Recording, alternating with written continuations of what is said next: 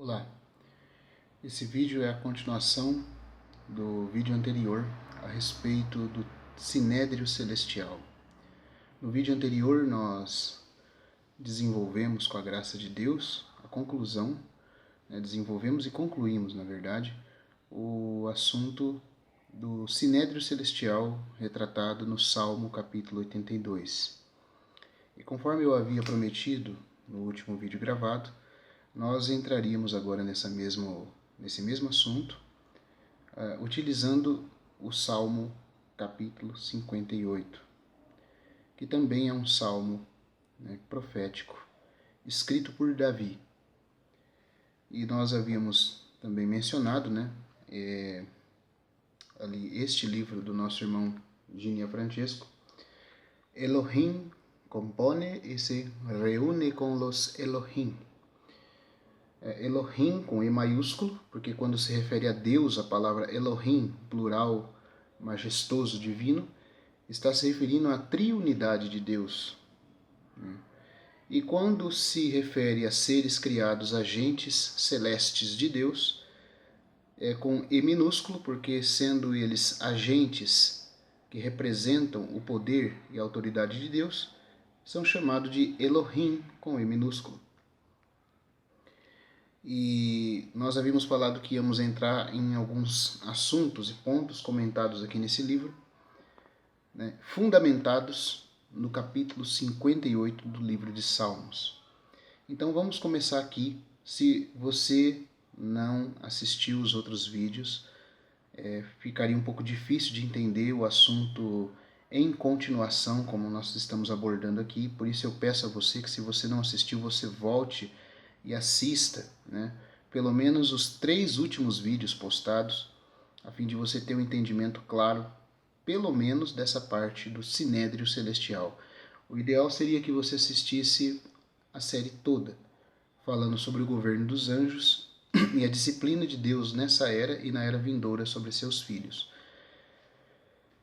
Se o Senhor nos der graça de concluir esse assunto do Sinédrio Celestial aqui, agora, então nos próximos vídeos nós vamos abordar a era vindoura do milênio e a disciplina de Deus nessa vida e na era vindoura. Assim nós vamos falar de pecado para a morte, que é uma coisa misteriosa para muitos cristãos. Vamos falar da disciplina de Deus aqui, como Deus disciplina e trata os seus filhos aqui, quando eles necessitam ser disciplinados. E também vamos falar quando e como essa disciplina pode se estender até mesmo para a era vindoura, mesmo depois da vinda do Senhor Jesus. Mas ainda temos que concluir aqui esse assunto do Sinédrio Celestial. E lembrando que todo esse tema desse assunto está ligado ao texto de Mateus capítulo 5, versículos 21 a 26, que se fala ali, como o Senhor deixa bem claro, dos 3 níveis de julgamento de Deus sobre os que pertencem a Ele nessa vida e na era vindoura, e da verdade a respeito do governo dos anjos e da disciplina de Deus por meio desses governos celestes aqui agora e também na era vindoura no reino do milênio do Senhor Jesus. Tudo isso está dentro daquela perícope, daquela porção que trata do mandamento não matarás, o 6º mandamento. Então, seria ideal que você assistisse a série toda. Eu pediria para que isso fosse feito, para você poder entender. Lembrando que nós estamos utilizando alguns livros como base, e você pode também adquirir esses livros e estudar esse assunto por conta própria também, dependendo do Senhor Jesus e do Espírito Santo. Então vamos começar aqui no Salmo 58, que é um salmo escrito por Davi. A Bíblia, no seu original, ela traz um epígrafe em cima. Geralmente algumas traduções colocam esse epígrafe em itálico, que faz parte do texto inspirado. Esse título Não o que geralmente aparece em negrito, que é dado pela Sociedade Bíblica. Por exemplo, aqui na versão João Ferreira de Almeida atualizada, que é a que eu leio, diz a sorte dos ímpios. Esse título em negrito, a sorte dos ímpios, foi a Sociedade Bíblica que colocou. Mas o título em itálico é inspirado pelo Espírito Santo. Ele aparece nos textos hebraicos original. E então diz assim: existe uma obra de um irmão chamado James William Turtley que trata especificamente dos títulos hebraicos dos Salmos. É uma obra fantástica, foi escrita, se eu não me engano, no ano de 1905, por esse grande erudito das Escrituras, e eu recomendo para você, você pode encontrar ela na internet, né? O idioma em que ela foi escrita é o inglês, mas você pode adquirir e ler, porque vale muito a pena para que nós possamos entender o contexto histórico e o contexto em que foi dada a inspiração de cada salmo. Qual era o tema? Se você não entende os títulos, você não entende a ideia por trás. Então é interessante que, nesse caso, o salmo começa dizendo: ao mestre de canto, segunda melodia, não destruas. Hino de Davi. Esse termo, que aqui é traduzido hino de Davi, porque, embora esse título apareça no texto original hebraico, aqui na nossa Bíblia é feita uma tradução do título. Algumas Bíblias mais fiéis ao original, em vez de trazer a palavra hino de Davi, trazem a expressão Mictã. Mictã de Davi. O que é um Mictã? O Mictã é um memorial. É um tipo de um cântico ou é um tipo de um texto que deve ser inscrito para a memória, para ser ensinado a futuras gerações e ser sempre recordado como um memorial de algo muito importante, que não deve ser esquecido. Geralmente é um texto que serve para testemunho às gerações futuras. E esse texto que serve de memorial, de testemunho para gerações futuras, na linguagem bíblica, isso só acontece quando algo muito solene está sendo tratado. Quando algo muito importante e que deve ser motivo de aprendizado aos homens está sendo desenvolvido. Algumas traduções trazem a expressão Mictã como hino de ouro. Mas, na verdade, se você, tanto nas notas do professor Champlin, do Antigo Testamento comentado, versículo por versículo, como também nas notas desse livro do Turtley, ele diz que a palavra Mictã se refere a uma placa de inscrição de um texto solene. Na verdade, se refere a uma placa dourada. Por isso que às vezes algumas traduções colocam hino de ouro, ou hino excelente, ou como um texto que trabalha um conceito excelente e por isso se torna um texto memorial, clássico e de testemunho para gerações futuras. Mas a palavra Mictã no original mesmo significa algo como letras douradas inscritas, ou letras inscritas em ouro numa placa para testemunho. Resumindo, significa um texto solene que, como sendo algo solene, deve ser usado para testemunho a gerações futuras devido à solenidade do que ele expressa. Então aqui nós temos um Mictã de Davi, um texto solene de Davi que deve ser objeto de respeito e algo solene diante dos homens. Deve ser ensinado com solenidade para que se conheça os pensamentos de Deus a respeito do assunto a ser tratado aqui. E nós vamos ver que esse assunto é solene porque ele toca nos motivos de Deus, nas razões de Deus de agir com anjos e com homens da forma que ele age. E mais uma vez, o texto vai tratar de um acontecimento, de um episódio, de uma assembleia, de um sinédrio celestial. E vai mostrar para nós a justiça de Deus, a vindicação do caráter santo e solene de Deus. que sempre trata com honra cada uma das suas criaturas criadas com livre-arbítrio e dotadas com a capacidade de escolher, capacidade essa que é a base pela qual elas serão julgadas em relação às escolhas que fizeram. E isso não só os homens, mas também os anjos. E aqui nós temos mais uma descrição de uma dessas reuniões solenes de Deus na Assembleia do Sinédrio Celestial. Pela reunião ser solene, pelo conteúdo da reunião ser solene, o cântico foi chamado de Mictam, de Davi. Então começa assim. Capítulo 58, versículo 1. Falais verdadeiramente justiça, ó juízes. A nossa tradução coloca o termo juízes. Julgai com retidão os filhos dos homens? O Espírito Santo fala na boca de Davi, dando a ele, como profeta que ele era, uma visão de um dos conselhos celestiais de Deus com as suas criaturas celestes. Algumas leais a Deus e outras caídas em rebelião contra Deus. A cena aqui é a mesma do Salmo 82, é a mesma de Jó, capítulo 1. Primeiro que se você vai olhar o texto hebraico original, o termo usado para juízes aqui não está corretamente traduzido. No hebraico, o termo é Helem. Helem. E esse termo Helem, que vem do... até tomei uma nota aqui, que vem é muito próximo, né, a pronúncia em caldeu, Irim.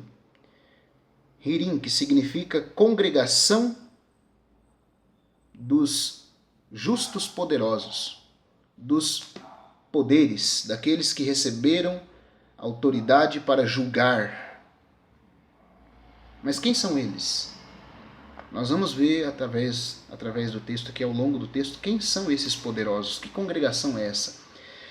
E lembrando vocês mais uma vez, vocês que já acompanham aqui os vídeos e têm assistido essa série, que é importante nós percebermos mais uma coisa aqui. O versículo fala por contraste, ele faz mais uma vez um contraste entre a Helem, a congregação dos julgadores, a congregação dos juízes, dos que julgam, dos poderosos que julgam, com os filhos dos homens. Ora, se a congregação dos poderosos aqui, a gente já explicou isso em outros vídeos, estivesse se referindo também à congregação de juízes humanos, não se teria necessidade do Espírito Santo fazer esse contraste. Igual o termo Beni Elohim de Beni Adam. De novo, o termo aqui, filhos dos homens, é Beni Adam, no hebraico. Então Deus está falando de poderosos, da assembleia, da corte dos poderosos, que julgam os Beni Adam, os filhos de Adão. Essa corte celeste que julgam os filhos de Adão é a corte dos Beni Elohim, entre os quais aparecem principados, potestades, vigilantes, alguns, como eu falei, leais e fiéis a Deus, outros que se rebelaram contra Deus e se uniram a Satanás, o inimigo de Deus, mas ainda não foram depostos. Nós explicamos isso nos outros vídeos, espero que você assista para compreender. Então aqui, de novo, nós temos esse termo, por contraste. Beni Adam, diferente dos Helem, da congregação dos poderosos que julgam os Beni Adam, os filhos dos homens. Então o Espírito de Deus, o Espírito de Cristo que estava em Davi, desse Senhor Jesus Cristo exaltado, que desceu à terra, tomou sobre si o vernáculo de carne, foi feito em tudo a nossa semelhança, porém sem pecado, perfeito em divindade, perfeito em humanidade, que foi provado em todas as coisas e aprovado como varão de Deus, morto de forma sendo inocente no Calvário para expiar as nossas culpas, uma morte expiatória a nosso favor, ressuscitou de maneira corporal, fisicamente, no terceiro dia, ascendeu aos céus. Esse Senhor Jesus, que venceu o pecado. E que despojou os principados e potestades e os venceu na cruz. E julgou o príncipe desse mundo, que é o diabo, o príncipe desse cosmos, desse arranjo que é contra Deus. Esse Senhor que venceu, esse Senhor que foi elevado acima de todos esses anjos, ele sempre o foi como filho de Deus, mas como filho do homem, agora, como homem, ele está exaltado acima dos anjos. Como Deus, ele sempre esteve acima deles, ele é o criador dos anjos. Mas como filho do homem, ele foi exaltado por Deus acima desses anjos, para que nós também partilhássemos disso um dia. Para que nele nós fôssemos santificados e representados na sua ascensão, que comparece diante de Deus por nós. E para que através da obra dele nós fôssemos capacitados a também reinar com ele e julgar os anjos. Esse Senhor, o Senhor Jesus, pelo seu Espírito, porque Pedro vai dizer que o Espírito de Cristo estava nos profetas, o Espírito de Cristo na boca de Davi fala a respeito da mente e do juízo de Deus nessa Assembleia Celeste. E Deus passa a increpar esses anjos dizendo: falais verdadeiramente justiça, ó juízes, ó poderosos que julgam. Julgai com retidão os filhos de Adão, os filhos dos homens? Longe disso. Como no Salmo 82, Deus sabe que a grande maioria das nações estão debaixo de poderes das trevas, poderes que se opõem a Deus. Então aqui ele revela a Davi, né, qual é o parecer dele a respeito desses poderes. Ele diz: vocês não julgam com justiça. Longe disso. Antes, no íntimo, engendrais iniquidade e distribuis na terra a violência das vossas mãos.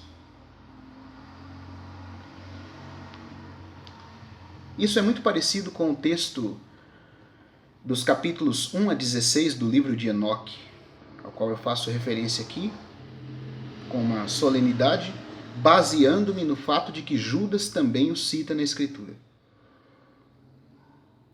Aqui diz que eles, no íntimo, geram iniquidade.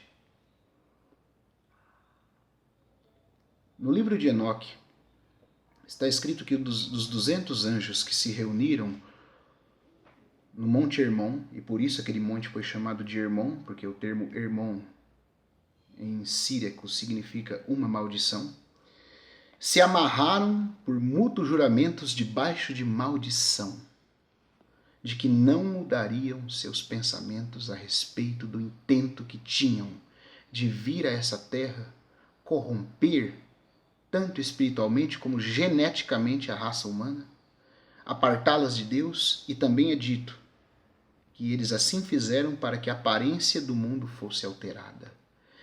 Eles geram iniquidade. Lembrando que esses anjos que caíram ali, fazendo esse pecado terrível pelo qual foram punidos nos dias de Noé, eram dessa classe dos vigilantes, dos Beni Elohim, porque esse é o termo usado em Gênesis 6 para eles.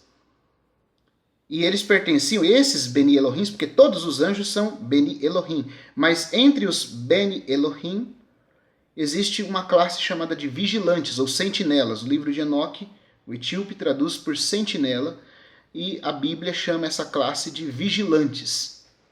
Os vigilantes ou sentinelas, dependendo da tradução, que se refere ao mesmo grupo, são essa classe de anjos que deveriam presidir sobre os governos dos homens e intervir a favor da justiça. Mas no caso, muitos que caíram com Satanás não fizeram assim. E têm usado essa autoridade e esse poder para poder corromper o gênero humano, poder corromper os homens e afastá-los de Deus.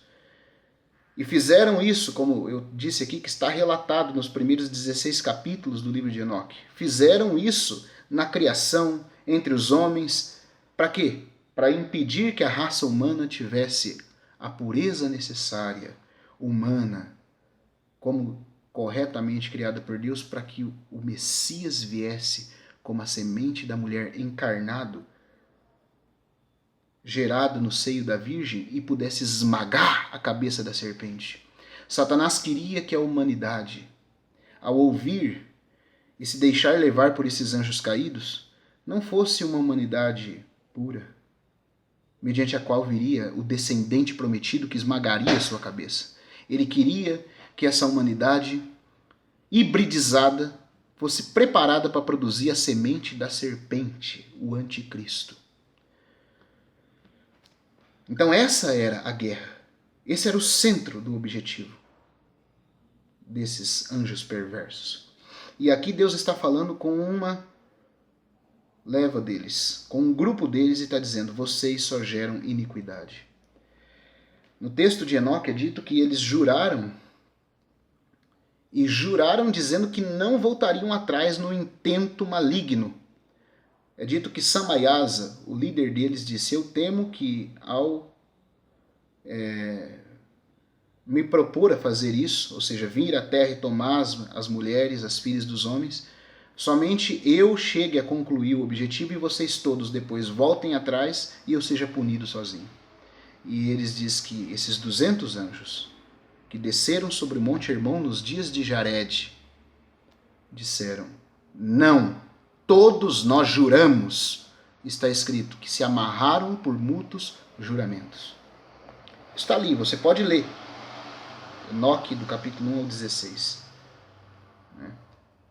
Está relatando com detalhes o que aconteceu em Gênesis 6 e o motivo de Deus julgar essa classe desses vigilantes, da forma que julga aqui, dos vigilantes caídos, que se uniram a Satanás. É claro que aqueles vigilantes de Gênesis não são os que estão aqui, porque aqueles de Gênesis, só um detalhe que é importante você perceber, o texto de Pedro, capítulo 2, versículo 4, diz claramente que os anjos que pecaram no dilúvio, e também ali em Judas, do versículo 4 ao 6, é dito também isso, que aqueles anjos que pecaram indo após outra carne, foram aprisionados em algemas de escuridão, aguardando o juízo do grande dia. E Pedro diz aonde até mesmo está esse lugar de escuridão. É o Tártaro, o poço do abismo no Hades. Então, aqueles foram presos, aqueles 200 estão algemados no Tártaro, no poço sem fundo do abismo, na escuridão. Mas existe, mesmo entre os demais anjos que seguiram Satanás, uma classe de vigilantes que não cometeram esses pecados. Não foram tão longe assim. Não chegaram a tentar se misturar geneticamente com a raça humana, então não foram punidos ainda, não estão presos no Tártaro. Eles continuam sendo poderes dos ares, influenciando os homens à iniquidade, porque tudo que o coração deles gera é iniquidade. É o que está falando aqui. É impressionante como a doutrina calvinista, ao não respeitar o contexto profético do Salmo, não entendendo esse versículo da forma que é colocado, usa esse texto, não que não possa ser usado, mas não é essa a ideia central aqui, é isso que eu estou querendo dizer. Mas eles usam esse texto para dizer que essa é a condição dos homens caídos. E assim defendem a chamada depravação total, né, que é um dos 5 pontos do calvinismo, apoiado nesse versículo 3 e no versículo 2 e 3. Porque o 3 fala: desviam-se os ímpios desde a sua concepção, nascem e se já desencaminham proferindo mentiras. Mas quem são esses ímpios aqui? São homens? Vamos continuar lendo o Salmo e você vai chegar à conclusão de que não era especificamente de homens que esse Salmo estava tratando. Porque aqui Deus está falando da classe desses vigilantes caídos, não da classe dos vigilantes que estão junto a Deus, como aquele de Daniel 4, como o que puniu Herodes em Atos 12, como aquele que guardou o Daniel na cova dos leões. Esses vigilantes ali são aliados a Deus. Mas aqui está falando de uma classe de vigilantes caídos. Os de Gênesis 6 não só caíram com Satanás, mas fizeram algo mais perverso ainda. Tentaram hibridizar a raça humana. Só gerando maldades no coração e tentando levar os homens para o descaminho total de Deus.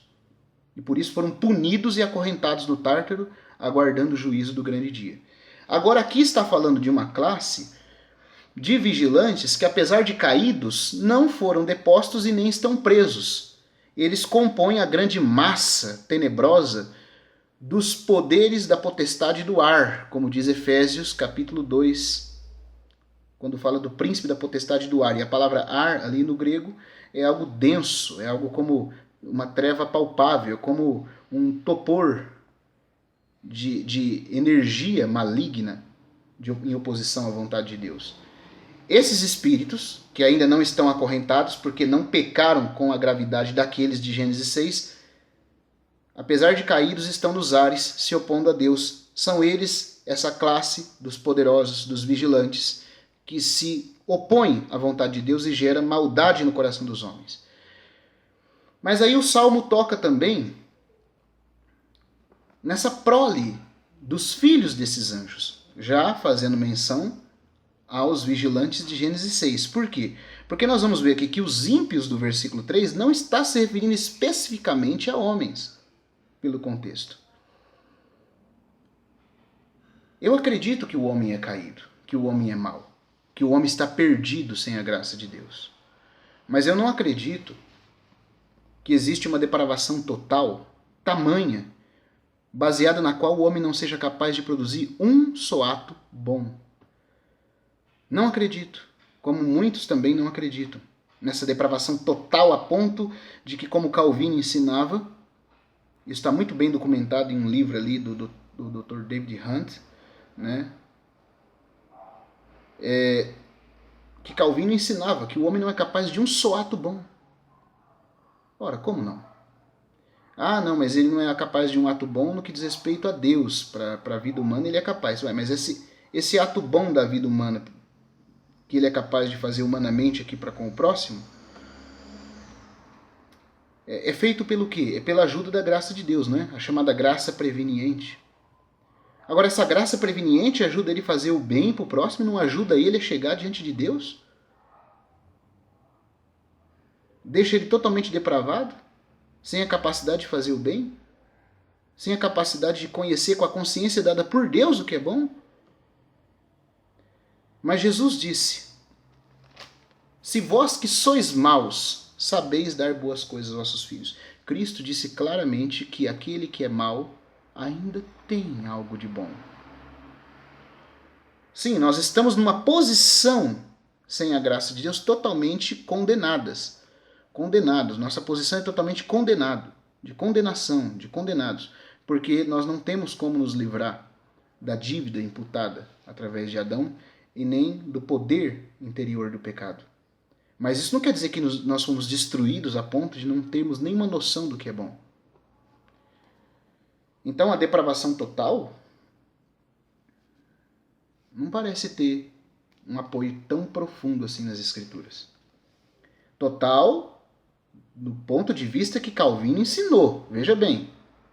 Porque ao mesmo tempo que ele diz que essa depravação é total só em relação a Deus, mas que com relação às coisas humanas os homens conseguem fazer o bem, nas Institutas aparece, depois eu vou tomar ali mais para frente em outros vídeos que a gente tocar nesses pontos aqui do pecado no ser do homem, eu vou tomar ali algumas notas que aparecem nesse livro documentado do Dr. Hunt, onde ele mostra que Calvino, ao mesmo tempo que ensinava que o homem não é capaz de um só ato bom em relação a Deus, ele também dizia que a mente do incrédulo é réproba, até o ponto de que ele não discerne nada de bom, e ele não consegue fazer nem um só ato bom, porque ele é totalmente depravado. E ele não diz que ali é em relação a Deus, não. Então esse versículo que tem sido apoiado, eu acredito na depravação do homem, eu acredito na queda e na inutilidade do homem sem a graça de Deus. Mas a questão é que a graça se manifestou salvadora a todos os homens. E pela graça de Deus, todos nós somos capacitados a facultar entre o que agrada a Deus e o que não agrada a Deus. Não adianta vir me falar que essa graça ali para todos os homens é alguns. É todos. É todos os homens. Então, o homem, se tivesse caído e a graça de Deus não tivesse intervido a favor dele, quer de maneira preveniente, quer de maneira redentora, a depravação seria total e irreversível. Nós viraríamos demônios. Mas não foi isso que aconteceu, porque mesmo quando o homem caiu, a graça preveniente agiu em favor dele. Deus fez muitas coisas para preservar resquícios de moral e bondade no homem. Apesar disso, não livrá-lo da condenação, a qual só ocorreria esse livramento por meio da graça redentora em Cristo. Mas Deus nunca abandonou totalmente o homem. Então, quando aqui está falando que os ímpios se desviam desde a sua concepção, esses ímpios aqui, que é tão usado para falar da doutrina da depravação total, não está fazendo referência pelo texto aos homens da terra, incrédulos. O texto aqui faz referência à raça gerada dos Néfilins, dos filhos dos vigilantes caídos, que foram gerados nos dias antediluvianos e que, de acordo com o livro de Gênesis, surgiram depois de novo sobre a terra. É dessa prole, desses vigilantes caídos, que Davi está falando aqui, quando diz que eles se desviam desde a sua concepção. Porque, como eu falei, os anjos que pecaram no dilúvio estão presos. Aqui, a corte dos poderosos maus são os poderes dos vigilantes caídos que ainda não foram presos, que estão nos ares.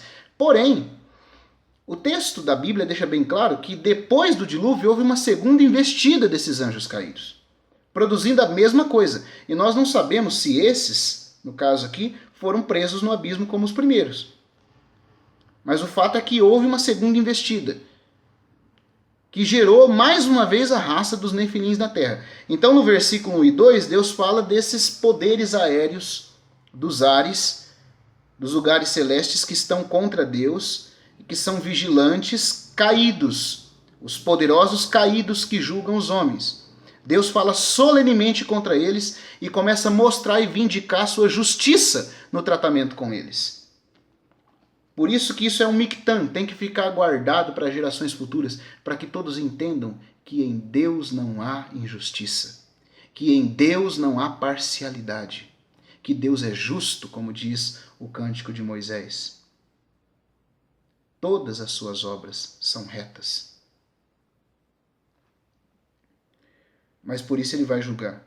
E depois de falar desse grupo que não foi preso com aqueles 200 antediluvianos, depois de falar desse grupo, passa a falar da prole deles. Porque entre aqueles que não foram presos no tempo do dilúvio, depois houve uma segunda investida, como a gente está falando aqui. O próprio texto de Gênesis 6 deixa isso bem claro, você pode ler lá. Gênesis 6 diz: naqueles dias os nefilins estavam na terra e também depois. O que é esse também depois? Naqueles dias, está falando dos dias de Noé. Mas o texto diz, e também depois. Porque você pode perguntar, se morreram toda a raça dos nefilins no dilúvio, e se os anjos que geraram a raça dos nefilins foram presos no abismo, como que surgiu os Emins, Zuzins, Enaquins, filhos dos nefilins depois do dilúvio, encontrados em Gênesis 14, encontrado pelo povo de Israel a partir do capítulo 3 de Números, quando foram entrar em Canaã para espiar a terra? Da onde surgiu essa continuidade? O texto de Gênesis diz bem claro, naqueles dias os nefilins estavam na terra e também depois, quando os Beni Elohim possuíram as Beni Adã. Então houve uma segunda investida e até hoje, de uma maneira mais controlada, debaixo da soberania de Deus, ainda há. Até que seja removido aquele que detém o iníquo, e então toda a iniquidade possa estar solta de novo nessa terra. Mas ainda há. E ainda se gera essa terrível raça dos Néfilins. Modificadas um pouco, mas ainda assim se gera. E está falando deles aqui. Esses gerados que são perversos desde o nascimento, como filhos de uma serpente que já carrega veneno desde a concepção, está falando especificamente dessa raça, gerada pela segunda investida dos vigilantes caídos. Os que investiram nos dias de Noé foram presos no Tártaro e os Néfilins foram mortos no dilúvio. Mas houve uma segunda investida. Depois de Deus falar do seu caminho de justiça, da justiça dele avaliando o comportamento desses seres da congregação de Helém, dos poderosos, Deus passa a falar do destino da prole deles na terra. E diz assim: esses que se desencaminham, já proferindo mentiras desde o nascimento, são ímpios, totalmente perversos, totalmente tenebrosos. Eles têm peçonha semelhante à peçonha de serpente, ou seja, eles nascem com veneno já desde o nascimento, desde a tenra infância, assim como a serpentinha já nasce com o veneno da mãe. Isso acontece. Por quê? Porque eles são totalmente uma mistura do homem caído com anjos caídos. Eles têm peçonha semelhante à peçonha de serpente, são como a víbora surda que tapa os ouvidos para não ouvir a voz dos encantadores do mais fascinante em encantamentos. Ó Deus, quebra-lhes os dentes na boca. Arranca, Senhor, os queixais aos leõezinhos. Aqui o clamor do salmista, depois de ver a injustiça promovida por essa assembleia dos vigilantes caídos e de ver a prole deles tentando novamente dominar o mundo. Lembrando que isso aconteceu na segunda investida dos anjos caídos, mas aqui, sendo um salmo profético, está profetizando o que acontecerá nos dias da vinda do Filho do Homem, onde de novo esses seres serão achados nesse mundo, e serão eles que, junto com todas as coisas das trevas e sinais das trevas, ajudarão a empossar o anticristo. No passado vieram como deuses dos homens, os anjos caídos, os chamados Anunnakis na mitologia suméria, e geraram os semideuses, os Néfilins, sua prole. Mas agora, nos nossos dias, eles têm retornado de outra forma. Eles têm retornado como aliens e ovnis. São os mesmos espíritos, são os mesmos seres. E vai ficar cada vez mais escancarado isso, cada vez mais declarado. Eles fingem ser o que não são. O maior especialista na ufologia já disse, ele é um agnóstico, até onde eu sei. Alguns falaram que ele era ateu, outros dizem que ele é agnóstico. Jacques Vallée, que trabalhou com esse assunto durante mais de 40 anos da sua vida, investigando casos reais de abdução de primeiro, segundo e terceiro grau. Ele disse, olha, eu não tenho certeza da existência de Deus, como agnóstico, mas eu sei que os demônios existem. É interessante essa frase dele. Sabe por que ele disse isso? Porque ele descobriu que os chamados OVNIs, que têm visitado pessoas e mais pessoas, são muito semelhantes aos demônios do mundo antigo, da Bíblia. Mentem do mesmo jeito. Revelam uma pseudociência em benefício da humanidade, mas que na verdade somente causa destruição.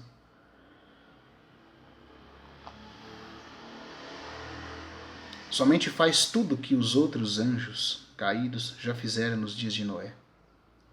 E então nosso mundo, de novo, está se tornando como foi os dias de Noé. Eu sugiro que você assista um documentário ao falar desses OVNIs e seres que são, na verdade, anjos caídos, produzindo raças híbridas no mundo. Eu sugiro que você assista, né, o documentário da Operação Prato, de um caso que aconteceu aqui no Brasil com o Coronel Holanda, e também o documentário excelente do professor Douglas, do canal Inteligentista, falando sobre os OVNIs. Esse é um assunto que quase não se fala no meio cristão. Cristãos e crentes têm pavor de falar disso, mas se preparem, meus irmãos. Porque o tempo que nós estamos vivendo é um tempo de apostasia, é um tempo da operação do mal, como nós nunca ouvimos falar antes. O nosso saudoso irmão Gino, quando começou a série dos Néfilins, ele me falou isso pessoalmente, num encontro que tivemos em Sorocaba. Que o intuito, se desse tempo, era chegar a tocar até mesmo nessas questões que vão precisar ser explicadas, porque há planos de conspiração. De conspiração, não é conspiração Não é de teoria, não, é conspiração verdadeira, como a Bíblia profetiza que existe. Os reis da terra conspiram contra o Senhor e contra o seu ungido. Está escrito. Essa conspiração que diz que esses aliens e esses OVNIs, esses seres que aparentemente vêm de outra dimensão, na verdade são os deuses que semearam a vida na Terra. Eric Von Däniken já fez um documentário chamado Eram os Deuses Astronautas. Nós devíamos trocar esse nome. Eram os astronautas anjos. Eram os astronautas, os Beni Elohim, nos dias de Noé, hibridizando e guerreando contra a promessa da semente prometida da mulher. E eles voltarão de novo e estão fazendo isso. E a indústria satânica, de Hollywood, dos Bilderbergs e toda a elite global, prepara o caminho da consciência das pessoas na humanidade, a consciência coletiva da sociedade, para essa realidade da vinda deles novamente no nosso mundo através dos filmes e das histórias que eles promovem cada vez mais no cinema de OVNIs, de vida extraterrestre. Porque perto da manifestação do anticristo, o texto de Apocalipse diz bem claro que Satanás e seus anjos serão atirados dos céus, dos domínios celestes para a terra. E então, novamente, esses espíritos, esses anjos, toda essa corte da maldade que operou nos dias antediluvianos, estará operando novamente no nosso mundo, no fim dessa era, em união com o anticristo. Isso é o que vai acontecer. E eles agora não usam o nome de deuses, usam o nome de aliens. Não pense você que a história dos aliens é pura invenção. Eu vou deixar alguns documentários aqui embaixo para você que conseguir assistir e ler espanhol e português, alguns em inglês, para que você possa pesquisar isso por você mesmo. Sugiro aqui de novo o vídeo do canal do professor Douglas, do canal Inteligentista, sobre os OVNIs. Vou deixar o link na descrição abaixo. Vou deixar também um documentário do nosso irmão Joy Jordan, que tem um ministério muito amplo tratando dessas questões nos Estados Unidos, em questão de batalha espiritual, lidando com essas coisas, com esse tipo de fenômeno do fim dos tempos. E ele tem experiências fortes dentro dessa área. Inclusive já restaurou muitas famílias que passaram por esse tipo de problema. E isso vai aumentar cada vez mais. Eu vou deixar o documentário dele aqui falando sobre a mistura híbrida e a perversão genética. E também vou deixar alguns outros indicações aqui que você pode ler sobre esse assunto. Ler e também assistir. Isso são coisas que a igreja precisa conhecer no fim dos tempos. Nessa conspiração já tem até mesmo um plano de dizerem que Jesus era fruto de uma abdução. Que o relato da Bíblia de que Gabriel visitou Maria, na verdade era um extraterrestre visitando uma mulher e produzindo um ser híbrido, um semideus no ventre de Maria, e por isso que Jesus teria poderes aparentemente divinos. Há uma conspiração para que isso seja feito, e inclusive dentro do Vaticano, por parte dos jesuítas, que aguardam o tempo certo de fazer essa declaração blasfema e apóstata, e enganará a muitos, porque logo que essa declaração, segundo o plano deles, for feita, imediatamente esses seres também se revelarão de modo mais escancarado no mundo e as pessoas não saberão o que pensar dessa questão. Nós estamos entrando num tempo muito perigoso, de muito engano. Nós precisamos entender a Bíblia à luz do que ela diz que é a palavra infalível de Deus e entendê-la conforme os textos originais, não conforme teologias ou quadradinhos teológicos que nos prendem e nos limitam de entender a verdade. Isso não é assunto para salvação, não é assunto fundamental para salvação. Repito, não faço disso um assunto fundamental para salvação. A salvação é pela fé em Cristo tão somente. E os fundamentos da nossa fé estão definidos na Escritura. Não me divido de nenhum irmão que pensar diferente disso. Mas embora isso não seja um assunto fundamental para salvação e para edificação, isso é um assunto fundamental para a guerra, na qual nós estamos entrando no fim dos tempos. E lembre-se, também como diz nosso querido irmão Gino, a edificação sempre irá se realizar no meio da guerra. Então, não podemos nos deixar ser enganados. É deles que está falando aqui. E como Davi sabe que não haverá mudança da parte desses anjos caídos, desses poderes, eles terão que ser depostos. Davi, no versículo 6, faz também uma oração igual a Asaf no Salmo 82. Ele reivindica que Deus se levante, que o Cristo que se encarnou, viveu, morreu e ressuscitou e ascendeu e está entronizado às alturas, à destra da majestade nos céus, que esse Senhor Jesus volte e depõe esses poderes e salve as nações aflitas dos poderes das trevas. O vídeo vai parar aqui. Eu pensei que ia dar para concluir esse vídeo num único vídeo, mas não foi possível. Então nós vamos parar aqui o vídeo e continuamos num próximo vídeo, concluindo a abordagem do Salmo 58, o Salmo da congregação dos poderosos. O Mictã de Davi abordando a Helém celestial, o Sinédrio celestial. Que Deus abençoe. Até o próximo vídeo.